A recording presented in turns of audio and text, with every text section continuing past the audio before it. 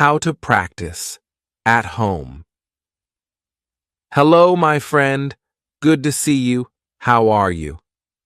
Great. So listen, today I am going to give you lots of ideas about how to practice speaking English when you are alone, at home.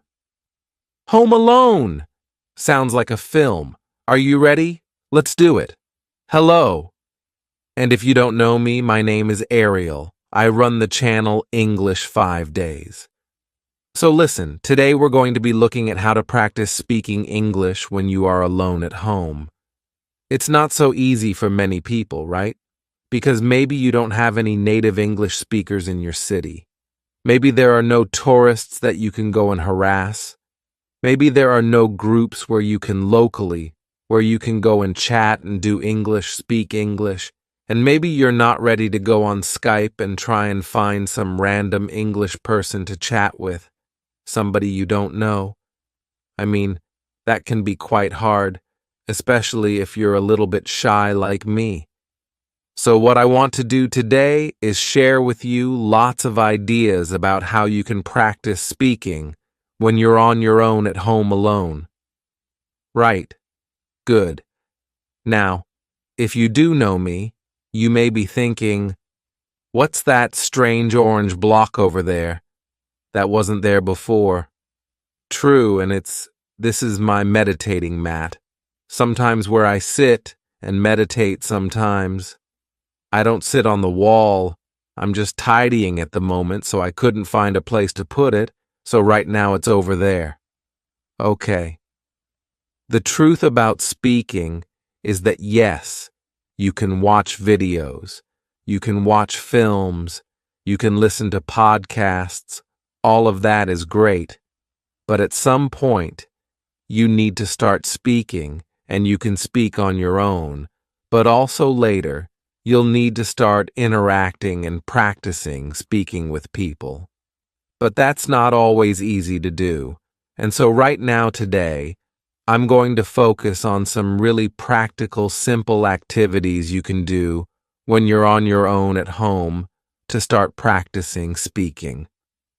So the first technique is called speak into the mirror. And this is really useful, but it's really, really simple, right? It's easy because you can do this first thing in the morning when you're brushing your teeth. Or, well, you can't speak and brush your teeth, but just before you brush your teeth. And in the evening, before going to bed, when you wash your face. What do you mean? You don't wash your face in the evening? Why not? My mother always told me, make sure you wash your face, clean behind your ears, wash your neck, scrub your neck. Yeah, wash your face before you go to bed. It takes all the dust and pollution off your face, apparently. Anyway, that's a great time that you can do it. And this is good, because the key to learning and preparing for IELTS is habit, right? And if you can attach your learning to an existing habit, brushing your teeth or washing your face, then it makes it much easier. Now, I used to do this when I was learning Chinese, and in the morning, after brushing my teeth, I would just have a few sentences talking about what I'm going to do today in the future, right? Speaking Chinese, right? So today, I'm going to go to the park. I need to go to the supermarket. I'm going to buy some vegetables. I'm meeting Jack at 6 o'clock. I might go to the cinema. All in the future. Brilliant. And then at the end of the day, you can talk about what you did or what you have done, right? Today, I went to the park. I played football. I went shopping in the end. I've done a lot. It has been a good day, right? Past tense, present perfect as well. So you can see it's actually great to practice different tenses. It's a bit like writing your diary at the end of the day, right? Which is also a great way to practice writing, but this is speaking in front of the mirror. It's nice. It's reflective learning in many ways. Okay, moving on. The next one I call collocation fun, right? Collocations are words that are often used together, right? Like we talk about heavy rain. Heavy rain in English, we don't say big rain.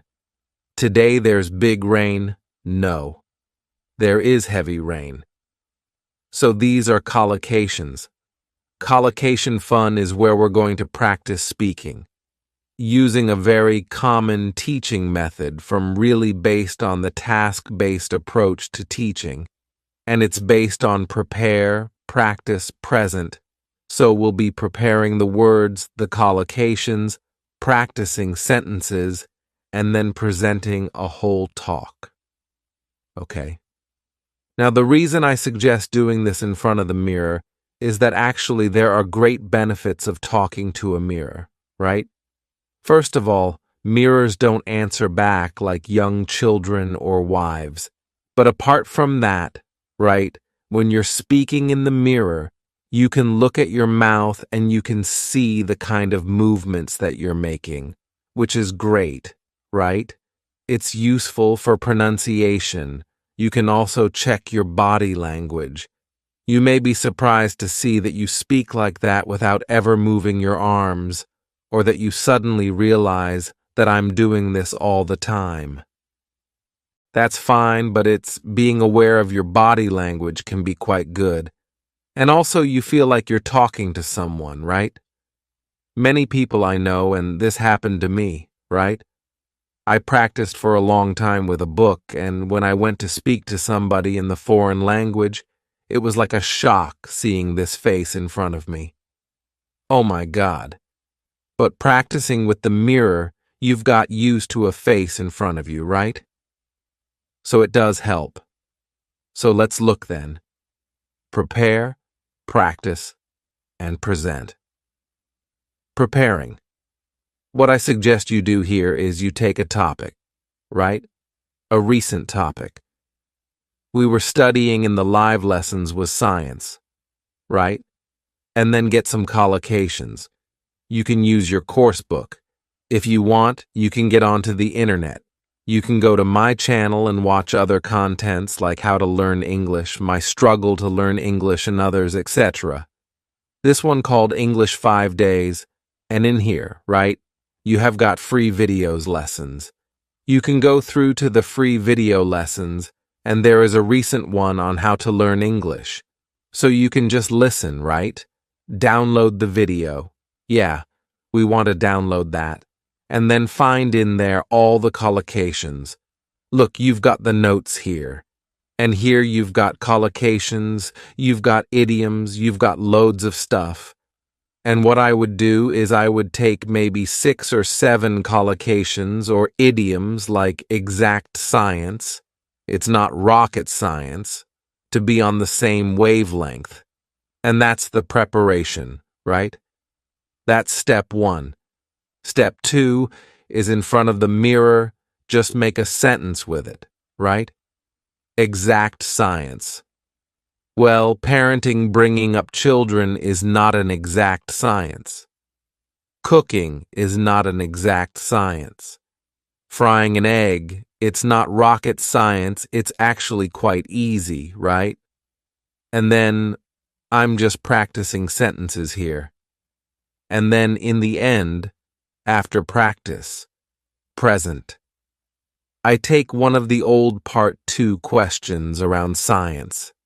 Maybe something like, describe an area of science you're interested, and then start to talk about it for maybe a minute and trying, if possible, to use some of these phrases and sentences, right?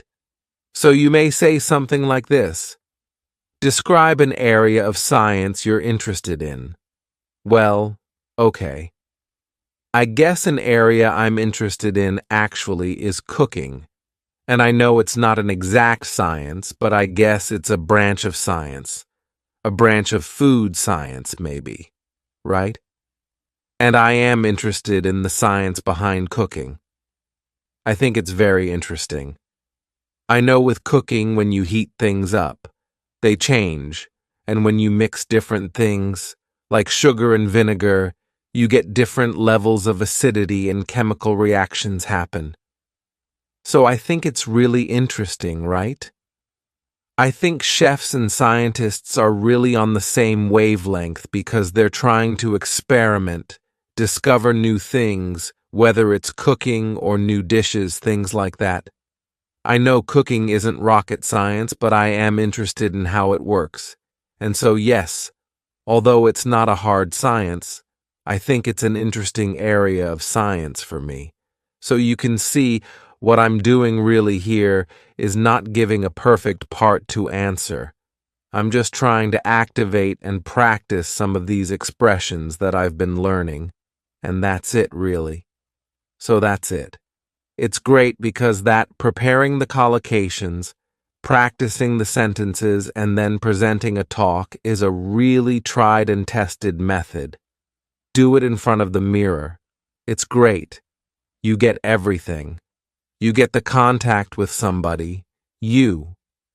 But you can see yourself. You can monitor yourself. It's really, really effective collocation fun. Great. I want to go and do it. It sounds like so much fun. I'm going to do it again right now. I'll be back in a moment. And next up is practice with short audios. Now, I am a big fan of extensive listening, right? Listening to podcasts and films, that's great. But when it comes to speaking, I think short audios are much better. They are bite-sized chunks. They're easy to use, and your concentration is shorter, for shorter periods of time. You can work with, for example, recorded IELTS sample answers. There are many websites have those. Not written, it must be recorded, right? You want to listen and then speak. There's a tool that I've talked about in the past to many of the students here. It's called LingQ, and I like it because it's full of short audios that you can use to help start speaking. And it's free. I mean, there is a paid version, but you can get lots of stuff for free, which is great here. So let me show you first of all how that might work. So this is LingQ, okay? I'm not going to explain how it works. You can find that out once you kind of sign up for free. But basically, there's a library. You choose your level here. So let's say I'm going to go intermediate, and you can choose down here different audios to listen to. I've got one of my previous lessons here about sport that I will open up. And let me just show you briefly how it works. We'll just focus on the bit on the left, okay? Okay, let's try. Hello, Stephen. Hello, Steve. Nice to see you again. Nice to see you again. So what I want you to focus on first is as you listen to the sentence, pick out the stressed words. Nice to see you. Nice see you. Like to chat a bit about your interest in sports. Chat, interest, sports. So I'm just repeating the stressed words. Chat, interest, sports. Sure. You lived in Japan for quite a few years, I think. Lived Japan years, I think. Right about 9 years. 9 years. Okay. So you can see I'm just doing the word stress, and also you can also pick out chunks or phrases that you like or that sound interesting. Years, and I think you lived in different cities. That's right, I lived in Sendai for 4 years, which is a little bit north of Tokyo. A little bit north. A little bit north. That's interesting. Which is a little bit north, right? Not in the north, not located in the north, is a little bit north of. Nice. Tokyo for 4 years and then 1 year down south in Shikoku. Down south. Interesting. Not in the south, down south. Okay. And did you play any sports when you were in Japan? A little bit. A little bit. I love that. A little bit. A little bit. Played a little bit of soccer. I played a little bit of soccer. A little bit of soccer, isn't that great? So you can see I'm picking out either the stressed words or little phrases or chunks that I like, and this is really helping us listen and prepare for speaking. Next, what you'll do after you've finished, if you want, you can check the tape script as you listen again. That's fine. But at the end, what I would like you to try and do is try to repeat the audio or the lesson, giving a summary. So repeating it with your words, not reading, not listening. In fact, you can just close that and focus on your own words, right? Oops. And then after you've done that, and you've done a bit of practice, you could then try to retell the lesson or the story and record yourself. If you're not sure, you can use there's mobile apps to record your voice. There's Vocaroo, which is also a very simple online voice recorder, and recording yourself is great because it puts pressure on you. And that, my friend, is good.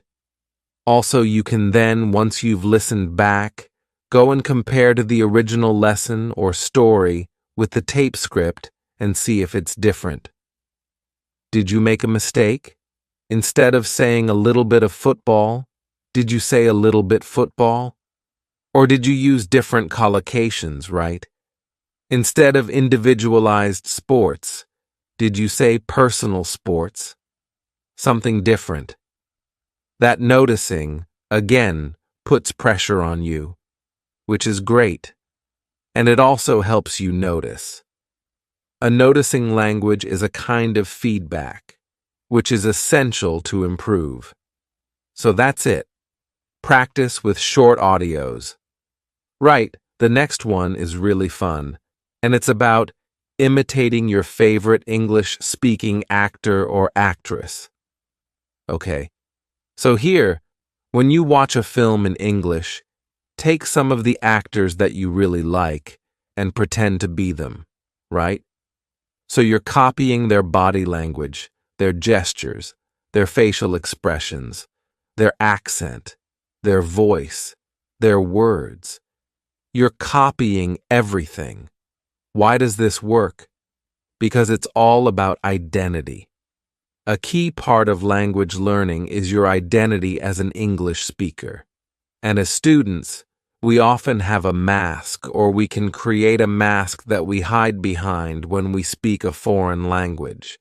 And this can be very, very helpful to reduce anxiety or stress, especially if you're shy or you don't want to, you're embarrassed of mistakes and of not speaking correctly. When you have this mask to hide behind, it doesn't matter because you're being somebody else, and it's great fun to do this with actors and actresses. Is that actresses? Actresses that you like. Let me show you a very, very simple example. There's a great actor called Rowan Atkinson. You may know him for Mr. Bean, but he plays a myriad of characters, and one of the recent ones is Johnny English, right? Let's have a look at Johnny English. I'm not sure. Let me clear up the uncertainty for you. You haven't. Let me clear up the uncertainty for you. You haven't. Right. So it's that taking the character, try and do the voice and the whole body, and you become that character. And you can do that when you're practicing speaking on your own, right? You probably don't want to do it when you're out and about at the shops or speaking to foreign people. Hello. They'll think you're Johnny English. They think you're mad. But when you're having fun at home, it can be a great way to practice. So that's it. Imitate your favorite English-speaking actor. The next one is to send audio messages, right?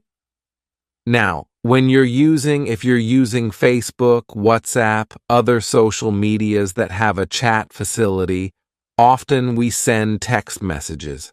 You probably send them in your own language, but you could think about sending them in English, right? And go a step further. Send an audio message rather than a written message, because that will be practicing your English. Okay. You can do this if you have some friends who maybe speak English or family members. You can have a bit of fun with them practicing sending messages to each other in English or any other language, right?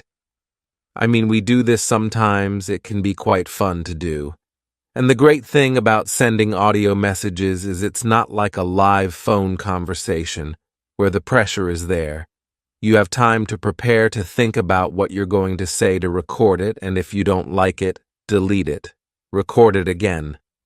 But it doesn't have to be perfect, right? It's just about practice.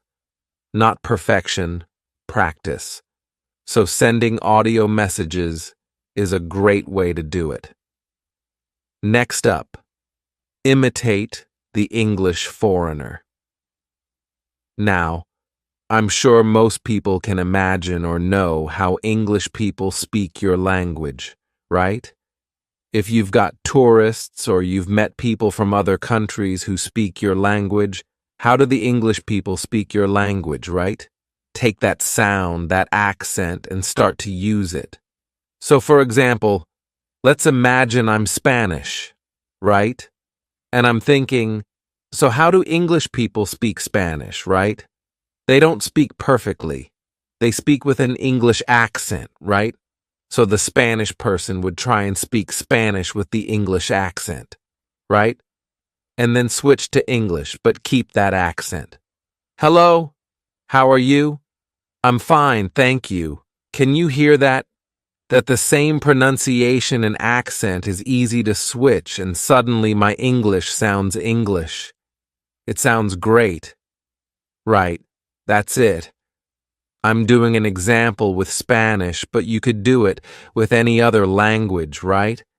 Think how English people speak your language. Speak your language with that accent, and then switch to English, keeping that British accent, or English accent, or American accent. It really can be quite useful and fun to boot. Great. Now the next idea is shadowing. Of course, a shadow, right? If the sun is shining down on the floor behind you, you have a shape the same as you, right? Dark. That's your shadow. The sun leaves a shadow. You leave a shadow. And to shadow someone is to follow somebody. So if I shadow you, it means I'm following you. Sometimes detectives will shadow suspicious people, right? Now, in language, when we shadow somebody, it can be just to repeat them, but you're very close behind them, right? Remember, wherever you go, your shadow follows very closely. So here, the thing to do is to find a short audio and to listen for maybe a minute and to repeat almost on top of the voice, but maybe a fraction of a second behind them. So you're just behind them, but you are really following them very, very closely. Do not wait for the sentence to finish and then repeat. This is different. This is being really close behind them, and it forces you to pick up on word stress and intonation. And if you focus on those two things, it really can help build up that speaking skill, word stress, and intonation. Let me kind of demonstrate. So we've taken from Q-lips or Q-lips a little audio. First of all, I recommend you listen to the minute completely so you've got an idea of what it's about. And I've already done that because I'm well prepared. And then second time, you listen and shadow. Let me show you how close we are behind it. I'm going to use my phone so you can hear properly. So Jeremy, let's get into it. Talk about how to talk about pots. how to talk about movies and music and the kind of artwork that enriches our lives. This topic was suggested to us by one of our listeners, and she sends us email, which I will read for everybody. Now it says, okay. I think you get the idea, right? So it's different from wait, listen, and repeat. It's shadowing, following closely. At first it's very hard, but the more you do it, the more you'll be noticing word stress, intonation, even accent. I noticed I was picking up a Canadian accent. About, it's all about. Right, that is shadowing. Let's move on. So we've had shadowing, right? Now we're going to look at responding. What is responding? Well, put very, very simply, responding is you hear a question, you get an idea, you give an answer. You respond. The biggest problem students have is that they practice. They take a question, they know the question, they've prepared it, and they practice giving answers, right? What happens in the exam? Well, surprise. Surprise, in part 3, you get strange questions you weren't ready for. What do you think of globalization? And what do you do? Well, first of all, have something to say about globalization, right? Make sure you've done a bit of research on the topics. Get some ideas. If you don't know, you can always say, oh, I haven't thought about that, let me see, right? Use a time filler to gain time.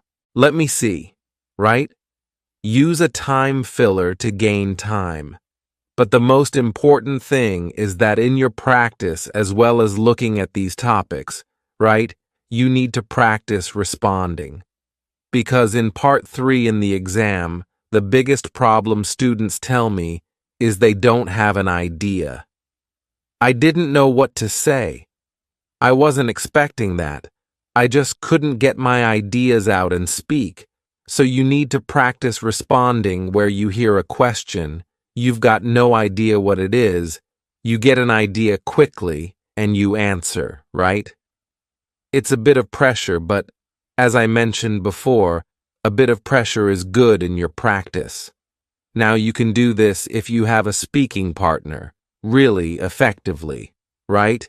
So what you do is one of you says, I'm going to bring into our next session 5 questions and you don't know what they are. And the other person does the same. You come into your session and you ask each other these surprise questions, and it's a shock at first, but it's like anything. It's like going down the gym. You just practice this, and you build up the skill. If you haven't got a speaking partner, you can do a bit of practice on my YouTube channel, right? If you know my YouTube channel, right? English Spoken Stories. Hidden away in the playlists, go on the playlists. There's lots here that you've probably never seen, and at the very bottom, you'll see 2 episodes which very useful for you, right? And then the next question. Let me just play it for you, and you'll see. Let's press shuffle, and it plays automatically. Do you like your hometown? Oh, that's a good question. Do I like my hometown? Yeah, I think my hometown, Manchester, which is up in the north of England, is a very attractive place. There's lots of restaurants and shops. It does attract quite a few tourists as well, and they often come in to see the industrial landscape or the football pitches. We have a famous football team called Manchester United, and Manchester.